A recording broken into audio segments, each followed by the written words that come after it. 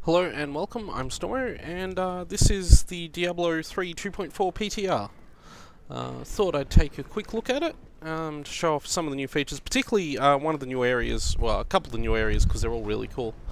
But also there's a couple other new features we can take a look at while we're here, some nice quality of life improvements, and various other bits and pieces. So let's start by clicking away from that. Of course, being a fresh PTR copy, I've got all the tutorial messages coming out, and we'll start by travelling here. This is a new waypoint that's actually been added, which is the one outside Leoric's Manor Courtyard, which I think there was always a waypoint there in the story mode, but not in adventure mode. The waypoints were set to be in I've forgotten the name of it, the area under Leoric's Manor. Anyway, the reason we're going here is because if I go up here, you might be familiar with this area, where you fight all the skeletons in the story mode, but you may not be familiar with this area, which is a new area that's been added to the game. It is, as we just take all these things out, still using my Unhallowed Essence build, so I haven't been playing Diablo 3 a lot in the past few months. So I haven't been keeping up with new builds, metagame stuff. I know I should be, but I've just not had time, and I really want to get back into Diablo 3. So you probably notice immediately too, one of the other changes that's happened here, let's just click that, grab the gold. One of the other changes that's happened now is the way that massacres are calculated. Now you can actually see them popping up on the ground. Sorry, you can actually see them popping up in front of the screen. Yeah, I know, I got a new item. There is a community buff, which is actually showing up the top right corner there, which you can see their community event buff, which is, of course, better chance to get legendaries. This guy is, as far as I know, the only interesting new guy here. He's a named enemy. We get a speed bonus. And we get Tome of Set Dungeons, which is an interesting thing. I'll just load this up. Just take these guys out for a start. Might also notice that damage numbers have been truncated. Blizzard have chosen to do that. So that's optional though. You can turn that off if you prefer having like big numbers appearing. I haven't changed it because I want to show it in the video, but I'd honestly probably turn it off if I was playing normally, because I'd like to see the full numbers. The other thing, as I pointed out, or I was about to point out, she doesn't actually seem to go anywhere. Like, she goes through this wall. Oh, you can go through here. Huh. You know what? I didn't realise you could actually go through here. I have done this before. Even though this is a fresh PTR copy, I actually did go through it earlier. Anyway, what I want to talk about was you can see these pop-ups, the destruction pop-ups and the massacre pop-ups at the bottom of the screen. They've changed, I think, to be more in line with how they work in the console versions of the game. Where it counts up in those versions, and you actually get different bonuses now. You'll notice that the names change too when you get the massacres. Oh, I'm hitting... Oh, jeez. I've been doing that all this time. I've had my fingers on the wrong buttons. So I've got that right now. But yeah, you can see now I have a dominant massacre instead of the normal one. I don't think that's a door I can go through. But there is a door I can go through here, so have a look up there. This is out around the edge of Leoric's Manor. But yeah, this is basically the, I believe it's called, yeah, Royal Quarters, which is on the other side to where you would normally go in the story mode and the adventure mode. I believe that the guy we killed before is a bounty, so you can go here as a bounty. And the other reason you want to go here, and I'll just clear this out again, get another massacre bonus. The other reason you want to go here is that Tome of Set Dungeons. Set Dungeons are a new feature in the game. I'm not going to show them in this video, primarily because actually trying to figure out where they are and finding them is not something I want to spoil if you don't want to do it yourself. And it's actually something I want to try and do myself once the server goes live, or once the patch goes live. So, but yeah, I believe the counters for massacres and destructions, there's a couple of others as well, I think. Basically anything that used to pop up down there as a notification, like I think survival might be one as well. I haven't seen a survival one yet. But they can now, they now will count up, and you get different bonuses now. Like a destruction bonus gives you this speed bonus that I'm walking around with at the moment, among various other things. So that's a really cool new feature. Anyway, this was one of the new zones. It's probably not the most interesting new zone, aside from the fact that, as I said before, you get this Tome of Set dungeon. I believe it's tuned to whichever set you're currently carrying. So in my case, I'm carrying the Unhallowed Essence set, which is what I've got here. I haven't cubed anything. I haven't really played this game since the cube got introduced. I know I should be doing that kind of stuff, but yeah, I'm still... it's been a long time since I've been into Diablo 3 in a significant way. I sort of want to get back into the game, and I just haven't had time among the various other games. Anyway, so that's that new zone. I believe the other big new zone is in Act 5, and it's called Grey Hollow Island, and we'll have a good look at this, because this is really cool. This is a huge area that's been added. There is another new zone too, which we'll get to. But we'll go to Grey Hollow Island, because this is probably the biggest of the new zones, and it has a storyline all of its own as well. So, This island, it rots you from within. We never should have come here. so yeah. So there's a storyline. I believe this area can be randomized in what I was going to say. I believe this area can be randomized in the Nephilim Rifts and the Greater Rifts. So you can see variants of this in that. And in fact, the other new zone that we'll get to soon. Well, we'll get to after we get through this. The other new zone that there is around is also accessible in Nephilim Rifts, but we'll come to that shortly. Anyway, I've got a Vengeful Massacre, which I think the experience bonus is applied only as you're building the massacre up, so it happens as the massacre happens, and not... It's basically... What used to happen with these massacres was that... you would be shown how much bonus XP you got at the end, but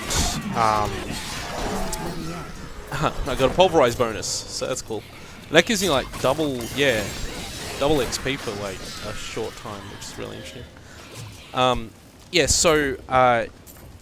What used to happen was you'd be shown how much XP you got for the massacre. Now all you get shown is the multiplier you got for it, but the multiplier works up, so I'm not sure how the numbers... Whoa! Okay, that's really cool. This last time I did this island, I didn't see an area like this in it, so this island has a different layout to the island I got last time I did this, so I imagine this randomizes its layout, which is actually really cool. And we've got a bounty here too, which I haven't... last time I came here I didn't get a bounty, so... And yeah, there's new lore, because there's new enemy types here and all sorts of stuff. This is pretty much the biggest addition to the game since, I guess, Ruins of Sescheron was added. Yeah, quest marker. I know, I can see. But yeah, as is often the case, when you do a PTR copy, it resets all your cult notifications. And I did not turn them off. So, in fact, I don't even know if you can turn those off. I didn't actually check. But yeah. Anyway, we'll continue on here, flying bats. There's a couple of side areas here as well that we'll get to see. This is going to be a spectacular massacre. Oh, got a pulverize too. Double resource gain, that's what you get for the pulverization. So basically your resources regenerate, so my hatred and discipline regenerate twice as fast, so that's really nifty. Take these guys out. Set helm. And yeah, the legendaries are dropping so fast because, of course, there is the community buff at the moment. So I think it's like 2,000% legendary. Wow, that's a new enemy. 2,000% legendary bonus or something like that. And a Paragon level. Yay, yay us. So my Paragon levels are nowhere near what most people's are these days. So I haven't seriously played the game in a while. Here's the reason for that. But I still want to. I still like the game. These guys. Wow. Okay, yeah, I know I can spend Paragon points. Let's just quickly do that on that. I think that's what I was putting points into at the moment. So we'll do that. Okay, chest. That's not what we want. We want the cursed chest. So we'll do this. Try and take out as many of these guys as we can.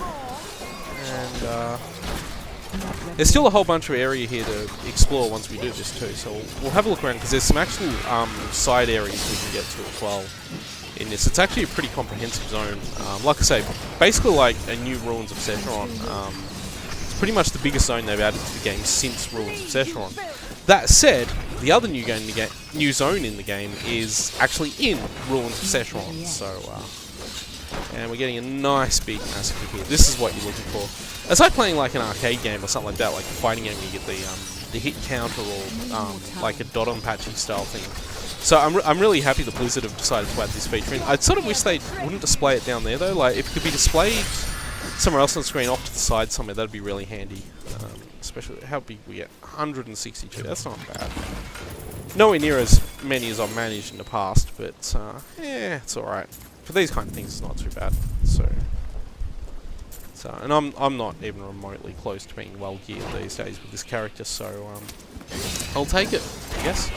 One other thing to show, actually, as we come up here, is the Pool of Reflection now has an interesting little UI effect on your experience bar. We get around to collecting it, which I'll do now.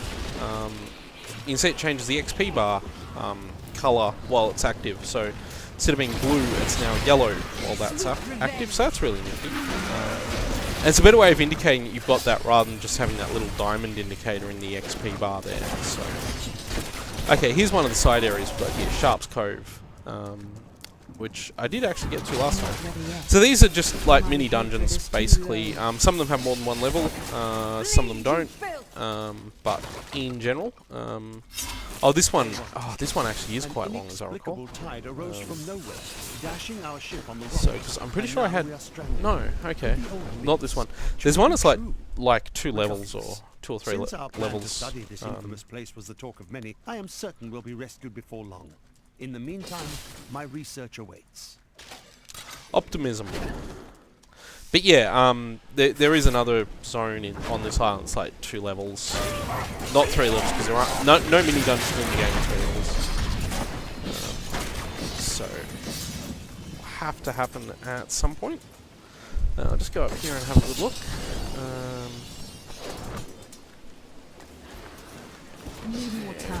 Over here and just kill everything. Oh. Huh, that's not something I managed to see last time I was here, was the edge of the island, the coastline. I must have done, because I'm sure I fully explored the island when I did that. I'm probably going to end up needing more inventory, so I'm pretty sure. Oh no, we got heaps. I can throw all those yellows I've accidentally been clicking on out. So. Mad Den Mother. There we go. That's pretty cool. I think another legendary drop. Oh, set item dropped up there. Grab that. Come around here. And what we got there? Bunch of things what we've got. Keep going this way. See if there's... I'm sort of trying to see if there's one of the other areas, but then I'm sort of wondering whether it's even worth exploring, because I'm not sure how much of this zone I want to keep showing. There is a lot. Like I said, it's a pretty big zone. It has a lot of side areas. I think it does have a storyline or a quest line, but I'm not sure if where we started was all of it, or if there's more later as we come through. So, we'll just go through here. Try and knock all this up. I also believe most of the enemy types here are new, or relatively new. Like, some are old, but I think for the most part it's new enemy. All these primeval ones, I believe, Bonebreakers, Silverbacks, I believe they're all new for this zone. And Wood Spectres definitely new, because they're not the trees that you see in the in Act 1.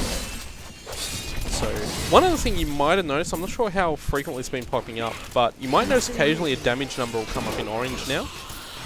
Those are basically for sort of critical crits, I guess is the best way to say it. Basically, Diablo 3's always had this thing where some crits will actually hit significantly harder than others, and as far as I'm aware, there's no real like way to manipulate that. Like, it doesn't affect. It's not your crit chance or anything like that. It's just a random thing the game does. I think having higher crit chance means you have a higher chance of it happening, but you can't directly affect it. And Blizzard's actually decided to show those crits now as they happen. So you see them now with an orange number instead of the old. Just usually they just show up as a critical with a bigger number. So that's a cool new feature. Let's come down here and oh wow, this tree shattered quite spectacular. I'm not sure. I think we've done a fair oh, well, I say that. And as you can see, this area is really big. Like, most of the time this comes up pretty large. I got a version of it that was actually smaller than this version the last time I came through here. I don't think that'll lead anywhere actually. I think that's just going to lead to that corner. So I'll head back down this way and just try and fill out the last couple of gaps. I shouldn't be using all my discipline.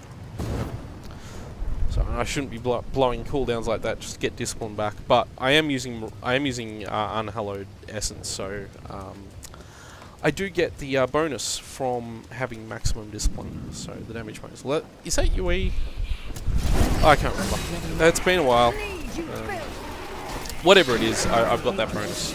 So I shouldn't be using discipline at all, really, to maintain maximum damage. Oh, another pool of reflection. We'll grab that over here.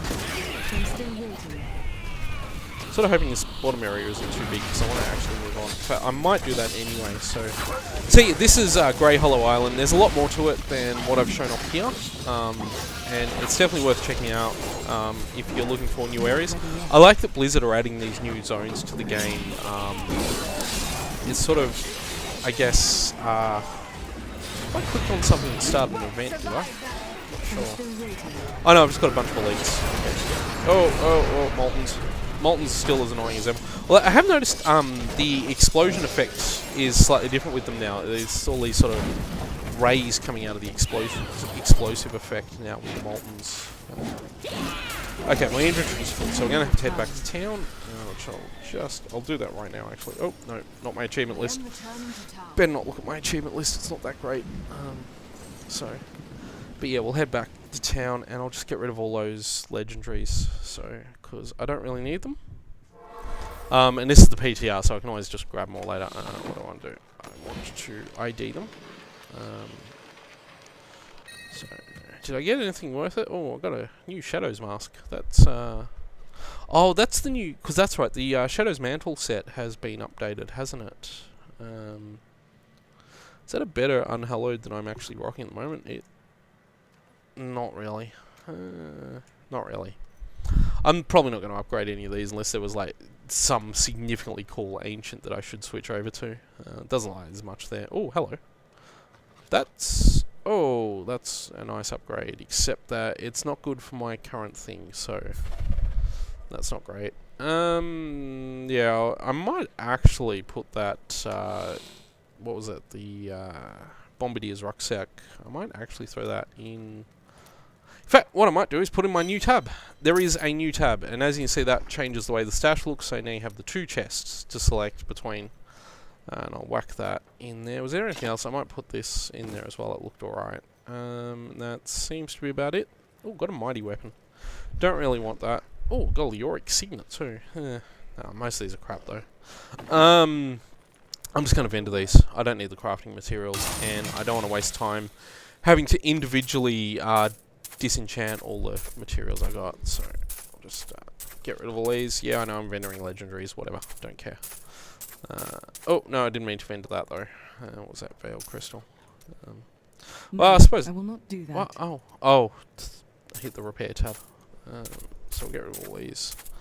And I'll hold on to the materials and that journal. And I might come back and do that on my own time later. So I'll just get back into... Where am I keeping all that stuff? There. And there. And while we're here, one last thing we want to do is we want to go to Act 3. And we actually want to go to the Ruins of Sescheron. For a very good reason. So if we go here, and instead of going the normal way into the Ruins of Sescheron, we go over this way. In fact, we've got a bounty marker again. It's really nice. We can enter the Eternal Woods, which is another new area. And as I said, I think it's fantastic Blizzard have added all this new sort of content to the game, basically for nothing, I suppose. I mean, okay, you get it basically for the price of having Bill Fury, the Seventh Storm. Okay, you get it for the price of, you know, Reaper of Souls, basically. And if you don't have Diablo 3 with Reaper of Souls, don't even think about it. Just get it. Get the expansion. I know if you own the original version on console, you got to buy the Ultimate Evil Edition to get it, but it's worth it if you want the full experience of the game. It's still the best way to play the game. Anyway, so this is a new area called Eternal Wood, and it's basically branches off from Ruins of Sescheron over the other side there. And because of that, it shares a lot of its visuals with Ruins of Sescheron. My understanding with this area, though, is that unlike Ruins of Sescheron, this area can show up in Nephilim Rifts and Greater Rifts. So, which Ruins of Sescheron I don't believe can. I'm not sure it's... I've certainly never seen it, but then again, I haven't done a lot of rifts since it became available in the game, so... Oh, gee, we're picking up money. Not that I need it, but... Anyway, Deadeye the Impel. There's getting a lot of champions around here, actually, I'm noticing. So... That's unusual for me. Champions? No, they're elites, aren't they? Yeah, I was confused the two. The one you logically think should be champions are elites, and the one you logically think should be elites are champions. Anyway, so that's this area. We will enter the Icy Pit. The other place is the Dismal Abode, which is a new area. It's top here. It's basically the same layout as the abodes in Act 1. Oh, I didn't even notice those. Yeah, it's basically the same as the farming houses in Act 1. Just a different light shader, effectively, for this one. So we'll head down to that quest marker because there is a place there that we can go to, which we come around here. These trees out. I'm pretty sure there aren't any new enemies that you wouldn't have seen by being in Ruins of Sescheron here. I could be wrong about that. But I think that's the case anyway. Around there, get the mask bonus, get all these guys. See, these are champions apparently. So, I think it's stupid. They should have named them the other way around. Let's get that Pool of Reflection just to build that up. And yeah, I'm only playing on Torment 7. I think I mentioned that already. But the Icy Pit, which might look pretty familiar to you. It's basically another in the line of frozen caves that the game has, mostly through Act 3. There's, I forget the names of them. Ice Hollow Cave, whatever it's called, and then the other one that you get that has the thing I still need to make my staff of herding, because the boss that's in there that drops the thing has never spawned for me. In fact, no, I tell a lie, she spawned once, and then didn't drop the thing. So that's how hard it's been for me to get a staff of herding, is that I've had almost no luck getting that cave. And when I do get it, and when she spawns in it, because remember, she has to spawn in place of another champion that's more likely to spawn, another elite that's more likely to spawn in there. When I do get it, she doesn't drop it. So I haven't been able to get it once.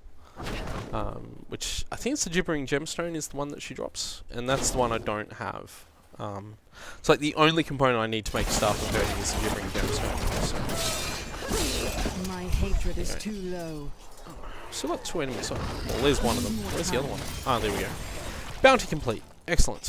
As you say, this isn't a particularly big cave. We've actually already explored its entirety, so we'll jump back to the start of the dungeon. I'll try and work my way through the Eternal Woods and see if I can't find another really cool place that's in here. There's this really cool tower in the Eternal Woods as well. We've got a fair bit of it that we haven't been to yet, so head up this way. Take these guys out.